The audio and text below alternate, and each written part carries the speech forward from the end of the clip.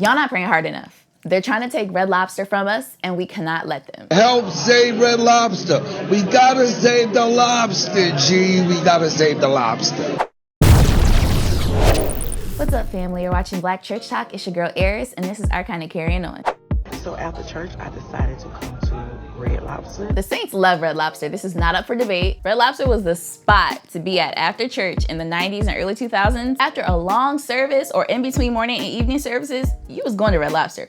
Or Old Country Buffet, RIP to that. You would be in that lobby waiting to be seated forever, but while you were there, you could run into people from church, people from other churches in your city, people from work. It was like a family reunion. And the food was bussin'. The drinks were amazing. Everything was just chef's kiss, amazing. Red Lobster is for people that love the Lord and love good food. They even got Shirley Caesar to do a commercial one time.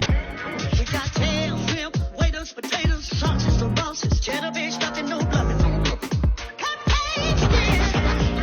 Going to Red Lobster used to be an experience. It was always fun.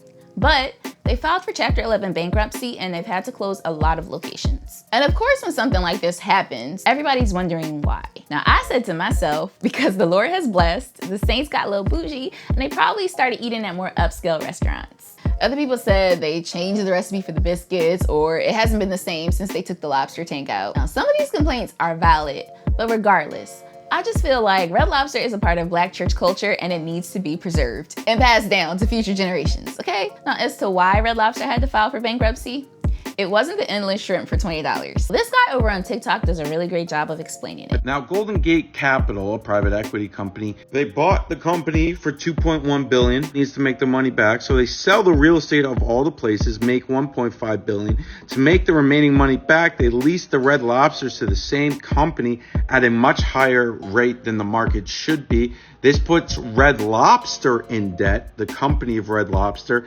not the private equity company anymore. I don't understand all that.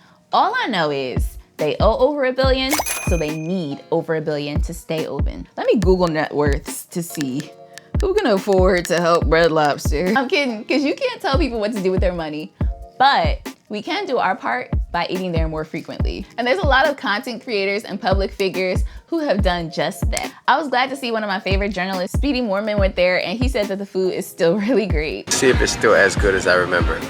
Thank you for this food, nourish it to our bodies, in Jesus' name, amen. Now, some of his followers tried to say that he only went there because he had a brand deal or something, but I'm like, they filed for bankruptcy. They can afford Speedy right now. And remember when Flavor Flav said he was gonna use his notoriety to try to help save them? I'm gonna try to help use my popularity and my notoriety to help save Red Lobster. We gotta save the Lobsta G. We gotta save the lobster. We gotta save the Lobsta G. We gotta save the lobster.